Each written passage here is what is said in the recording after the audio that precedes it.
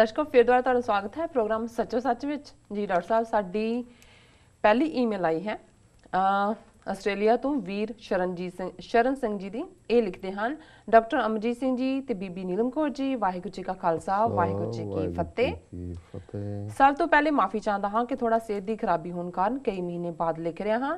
ਬਾਕੀ ਮੈਂ ਭਾਈ ਗੁਰਬਖਸ਼ ਸਿੰਘ ਜੀ ਦੇ ਸੰਘਰਸ਼ ਨੂੰ ਲਗਾਤਾਰ ਦੇਖ ਰਿਹਾ ਸੀ, ਪਰ ਅਫਸੋਸ ਕਿ ਕੁਝ ਹਾਸਲ ਕੀਤੇ ਬਿਨਾਂ ਉਹਨਾਂ ਦਾ ਸੰਘਰਸ਼ ਖਤਮ ਹੋ ਗਿਆ। ਪਰ ਦੂਜੇ ਪਾਸੇ ਕੁਝ ਵੀ ਨਾ ਕਰਨ ਨਾਲੋਂ ਥੋੜਾ ਬਹੁਤ ਕੀਤਾ ਚੰਗਾ ਹੁੰਦਾ ਹੈ।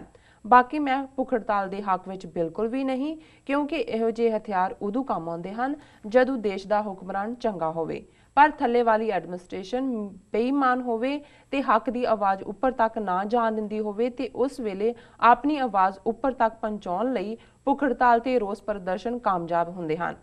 पर भारत विच कहानी उल्ट है। थल्ले वाले अधिकारी भावें किन्ने भी बेईमान होण, पर फिर भी किते ना किते उन्हां विच थोड़ी बहुत इंसानियत अजे भी बाकी है।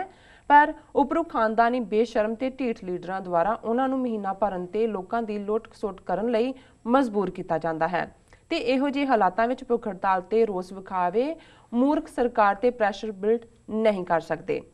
सरकार जानबूझ के ਸਿੰਘਾਂ ਨੂੰ नहीं रिहा करना चाहती, क्योंकि उन्हां दा असली मकसद किसी नूं सज़ा देना नहीं, सगों कानूनी ते गैर कानूनी हथकंडे वरत के जुझारू ਸਿੰਘਾਂ दा खात्मा करना है, ताकि फिर कोई भी सिख अपने हक लिए आवाज़ ना उठा सके ते बाकी बची कौम चुपचाप गुलामी कबूल कर लवे।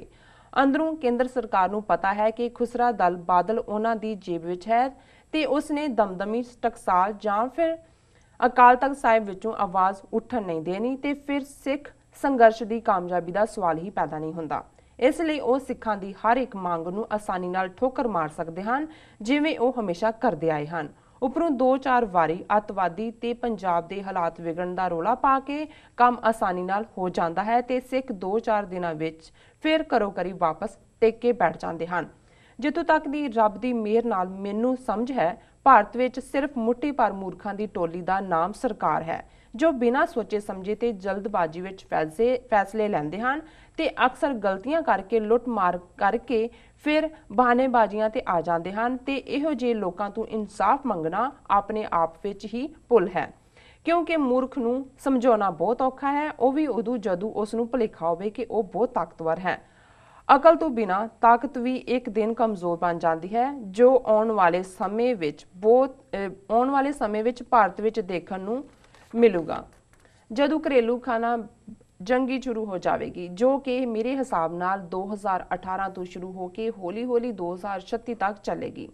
भारत सरकार ने जिवें democracy, law and human rights सब छिके ते टंग के धक्केशाही, लुੱਟ खसुੱਟ ते कुटमार वाला जो राह फड़िया है, वो सिर्फ उन्नी देर ही चल सकता है जिन्नी देर आज़ादी पसंद लोगों को बाहरों मदद नहीं मिलती। जिस दिन थोड़ी जही भी बाहरों मदद मिली, लोग तख्ता पलटा देंगे, क्योंकि सिखां तो बिना आम लोग भी रोज़ दी कुत्ते भुकाई तो तंग आ चुके हैं। जी डॉक्टर साहब। वीर शरण सिंह जी का बहुत बहुत शुक्रिया जी। उन्होंने काफ़ी लंबे अरसे बाद सानू लिखे। सानू खुशी है कि वो सेहतयाब हुए ने और उन्होंने पूरी स्पिरिट के नाल लिखना शुरू किया जी। असी हमेशा उन्होंने लिखत की इंतज़ार होंदे, क्योंकि उन्होंने लिखण कहण ढंग भी समय तो बाद तक भी वो देखते हैं और बड़े सुचज्जे तरीके दे नाल वो एनालाइज करते हैं सारी सिचुएशन जी। उन्होंने गुरबख्श सिंह होरां दे वरतों शुरू की गल कि भी बिना कुछ हासिल किए ख़त्म हो गया, पर उन्होंने कहा चलो फिर भी जिन्ना जो होया है उसनूं ही असीं जिहड़ा है वो वैलकम करिए।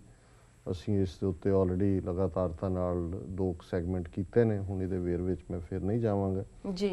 और बहुत सारियां लिखतां इस दे उत्ते आईयां, असीं खमा भी चाहांगे फेसबुक मैसेज जां दूसरे कि उही गल बार बार रिपीट की जाती है, पर कुछ नूं असीं एक्नॉलेज कर लांगे आने वाले समय। सो उन्होंने बिल्कुल ठीक कहा कि भी सिद्धांतक तौर पर जिहड़ी भुख हड़ताल है वो तो उन्होंने इफेक्ट करती है जिस दे विच कोई मोरैलिटी होए, इखलाक होए जी।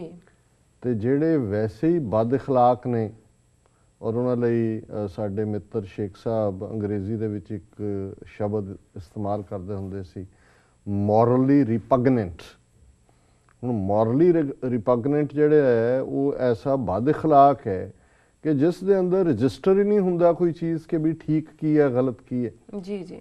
ਔਰ ਤੁਸੀਂ ਉਹਨਾਂ ਨੂੰ ਕਿਹੜੀ ਆਪਣੀ ਭੁੱਖ ਹੜਤਾਲ ਦੇ ਵੈਪਨ ਦੇ ਨਾਲ ਜਿਹੜਾ ਹੈ ਉਹ ਕਨਵਿੰਸ ਕਰੋਗੇ ਜਾਂ ਉਹਨਾਂ ਦੀ ਕੌਨਸ਼ੀਅਸ ਨੂੰ ਪ੍ਰਿਕ ਕਰੋਗੇ, ਉਹਨਾਂ ਦੀ ਜ਼ਮੀਰ ਨੂੰ ਤੁਸੀਂ ਝੰਜੋੜੋਗੇ ਕਿ ਉਹ ਤੁਹਾਨੂੰ ਇਨਸਾਫ ਦੇਣ ਜਾਂ ਤੁਹਾਡੇ ਨਾਲ ਉਹ ਈਵਨ ਹਮਦਰਦੀ ਵੀ ਕਰਨ।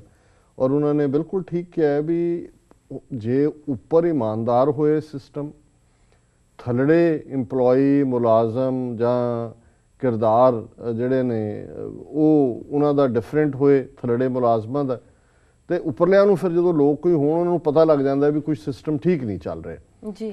ਪਰ ਇੱਥੇ ਤਾਂ ਬਿਲਕੁਲ ਉਲਟ ਹੈ ਗੱਲ ਵੀ ਉਹ ਤਾਂ ਬਿਲਕੁਲ ਮੋਰਲੀ ਰਿਪਗਨੈਂਟ ਬਦ ਇਖਲਾਕ ਲੋਕਾਂ ਦੇ ਹੱਥ 'ਚ ਪਾਵਰ ਹੈ ਔਰ ਉਹ ਸਿੱਖਾਂ ਨੂੰ ਜ਼ਲੀਲ ਕਰਨਾ ਚਾਹੁੰਦੀ ਹੈ ਔਰ ਜਿਵੇਂ ਉਹਨਾਂ ਨੇ ਕਿਹਾ ਵੀ ਮੁਕਾਉਣਾ ਵੀ ਚਾਹੁੰਦੀ ਹੈ। ਨਹੀਂ ਤਾਂ ਜਿਸ ਤਰੀਕੇ ਦੇ ਨਾਲ ਜਿਵੇਂ ਉਹਨਾਂ ਦੀਆਂ ਏਜੰਸੀਆਂ ਓਵਰਨਾਈਟ ਲੱਗੀਆਂ ਹੋਈਆਂ, ਐਕਸਟਰਾ ਟੀਮਾਂ, ਕਿੰਨੀਆਂ ਟੀਮਾਂ ਬਣਾਈਆਂ, ਕੋਈ ਮਲੇਸ਼ੀਆ ਬੈਠੀ ਹੈ, ਕੋਈ ਥਾਈਲੈਂਡ ਬੈਠੀ ਹੈ, ਕੋਈ ਇਹਨਾਂ ਸਾਰਿਆਂ ਮੁਲਕਾਂ ਦੇ ਵਿੱਚ ਹੋਰ ਵੀ ਤਾਂ ਹਿੰਦੁਸਤਾਨ 'ਚ ਕਿਹੜੀਆਂ ਇਨਸਰਜੈਂਸੀਜ਼ ਨਹੀਂ ਚੱਲ ਰਹੀਆਂ। ਹੁਣ ਇਹਨਾਂ ਦੇ ਕਹਿਣ ਮੁਤਾਬਕ ਤਾਂ ਇਹਨਾਂ ਨੇ 1995 ਦੀ ਮੂਵਮੈਂਟ ਮੁਕਾ ਦਿੱਤੀ ਹੋਈ ਹੈ ਜੀ, ਲੇਕਿਨ 20 ਸਾਲ ਬੀਤਣ ਬਾਅਦ ਵੀ ਦਿਨ ਰਾਤ ਇਹਨਾਂ ਨੂੰ ਬੁਖਾਰ ਚੜਿਆ ਹੋਇਆ।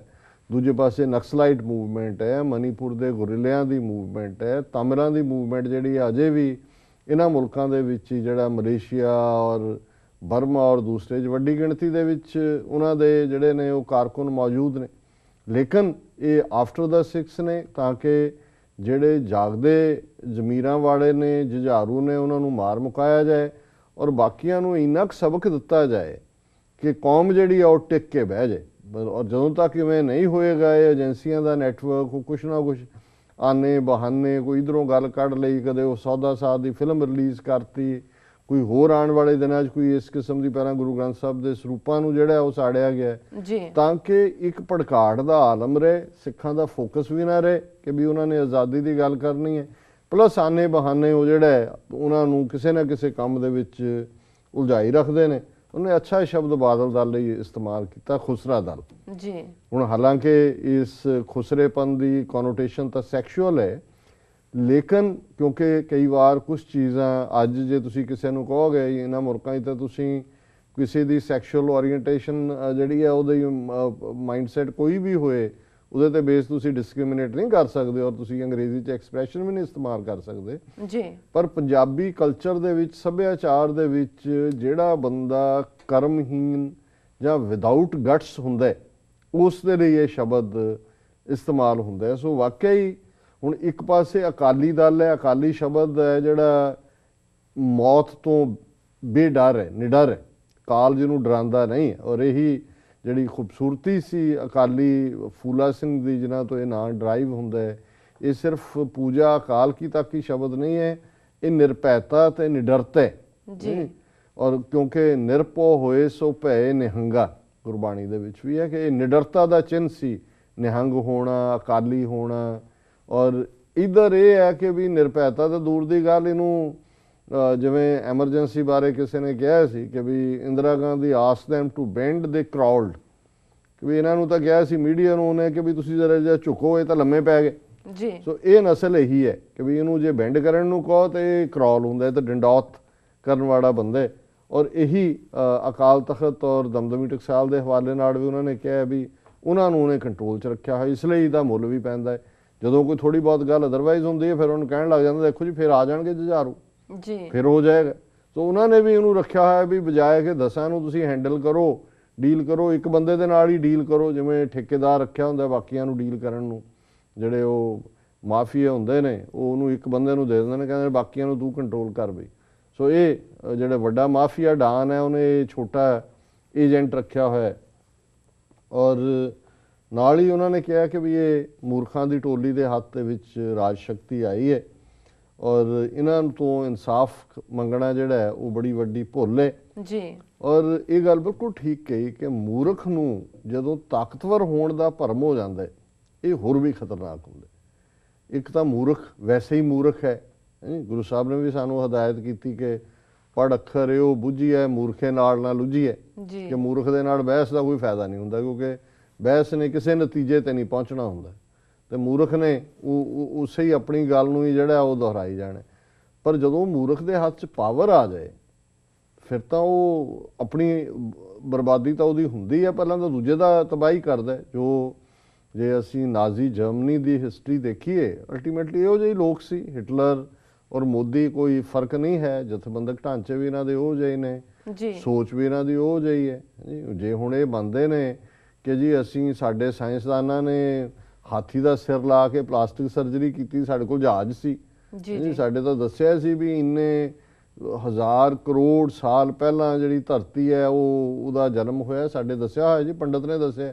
ਰਾਜਨਾਥ ਸਿੰਘ ਕਹਿੰਦਾ ਜਿਹੜਾ ਮੇਰੇ ਗੁਆਂਢ 'ਚ ਰਹਿੰਦਾ ਪੰਡਤ, ਉਹਨੂੰ ਪਤਾ, ਉਹ ਪੰਚਾਂਗ ਕੱਢ ਕੇ ਦੇਖ ਲੈਂਦਾ, ਲੋੜ ਹੀ ਨਹੀਂ ਕਿਸੇ ਹੋਰ ਮਸ਼ੀਨ ਨੂੰ ਦੇਖਣ। ਸੋ ਜਿੱਥੇ ਇਸ ਕਿਸਮ ਦਾ ਵਰਤਾਰਾ ਹੁੰਦਾ ਉੱਥੇ ਤਾਂ ਗੱਲ ਹੀ ਡਿਫਰੈਂਟ ਹੁੰਦੀ ਹੈ। ਮੇਰੇ ਇੱਕ ਮਿੱਤਰ ਕਹਿੰਦੇ ਹੁੰਦੇ ਨੇ ਵੀ ਜਿਹੜੇ ਮੂਰਖ ਨੂੰ ਇਹ ਪਤਾ ਹੋਏ ਕਿ ਉਹ ਮੂਰਖ ਹੈ, ਉਹਦੇ ਵਰਗਾ ਤਾਂ ਸਿਆਣਾ ਕੋਈ ਨਹੀਂ ਜੀ। ਲੇਕਿਨ ਇੱਥੇ ਮੂਰਖ ਤੇ ਹੱਥ ਤਾਕਤ ਔਰ ਬਾਕੀ ਉਹਨਾਂ ਨੇ ਪ੍ਰੈਡਿਕਸ਼ਨ ਦਿੱਤੀ ਹੈ ਪੋਲੀਟੀਕਲੀ, ਜਿਹੜੀ ਉਹ ਦਿੰਦੇ ਹੀ ਹੁੰਦੇ ਨੇ ਆਪਣੀ ਲਿਖਤ ਕਿ 2018 ਦੇ ਵਿੱਚ ਘਰੇਲੂ ਇਹਨਾਂ ਦੀ ਖਾਨਾ ਜੰਗੀ ਸ਼ੁਰੂ ਹੋ ਜਾਏਗੀ ਔਰ 2036 'ਚ 18 ਸਾਲ ਜਿਹੜਾ ਆਲਮੋਸਟ 18 ਬਣਦੇ ਨੇ, ਕਿੰਨੇ ਬਣਦੇ ਨੇ, ਹਾਂ ਜ਼ਿਆਦਾ ਬਣਦੇ ਨੇ। ਤੇ ਪਰ ਨਾਲ ਹੀ ਉਹਨਾਂ ਨੇ ਕਿਹਾ ਵੀ ਜੇ ਬਾਹਰੋਂ ਮਦਦ ਮਿਲਦੀ ਹੈ, ਕੋਈ ਸ਼ੱਕ ਨਹੀਂ ਹੈ ਕਿ ਵੀ ਲੇਕਿਨ ਹੌਲੀ ਹੌਲੀ ਇੰਟਰਸਟ ਵੀ ਬਾਹਰਲਿਆਂ ਦਾ ਬਣ ਜਾਂਦਾ ਜਦੋਂ ਉਹਨਾਂ ਦੇ ਕੋਈ ਹੱਥ ਪੱਲੇ ਨਹੀਂ ਪਏਗਾ। ਹੁਣ ਤਾਂ ਜਿਹੜਾ ਓਬਾਮਾ ਸੈਰ ਕਰ ਆਏ, ਮਿਸ਼ਲ ਨੂੰ ਵੀ ਸ਼ਾਇਦ ਲੈ ਜਾਏਗਾ ਨਾਲ, ਤਾਜ ਮਹਿਲ ਵੀ ਦੇਖ ਆਏਗਾ। ਆਉਂਦਿਆਂ ਤੋਂ ਖੰਘ ਖੁੰਘ ਲੱਗ ਗਈ ਨਾ ਫਿਰ ਪਤਾ ਲੱਗਣਾ ਉੱਥੇ ਹਵਾ ਹੀ ਨਹੀਂ ਗੰਦੀ ਸਾਰਾ ਪਾਰਟ ਹੈ। ਫਿਰ ਉਹ ਕਹੇਗਾ ਕਿ ਡਰਟੀ ਫਿਲਥੀ, ਬਹੁਤ ਪ੍ਰਦੂਸ਼ਣ ਹੈ ਜੀ। ਸੋ ਇਹਨਾਂ ਦਾ ਬਹੁਤ ਬਹੁਤ ਧੰਨਵਾਦ, ਇਹਨਾਂ ਨੇ ਸਾਨੂੰ ਲਿਖਿਆ ਜੀ। ਡਾਕਟਰ ਸਾਹਿਬ ਹੁਣ ਵੇਲਾ ਵੀ ਹੋ ਗਿਆ ਬ੍ਰੇਕ ਤੇ ਜਾਣ ਦਾ। ਵਿਊਅਰਸ ਤੁਸੀਂ ਸਾਡੇ ਨਾਲ ਇਸ ਤਰ੍ਹਾਂ ਬਣੇ ਰਹੋ, ਮਿਲਦੇ ਹਾਂ ਛੋਟੇ ਬ੍ਰੇਕ ਤੋਂ ਬਾਅਦ।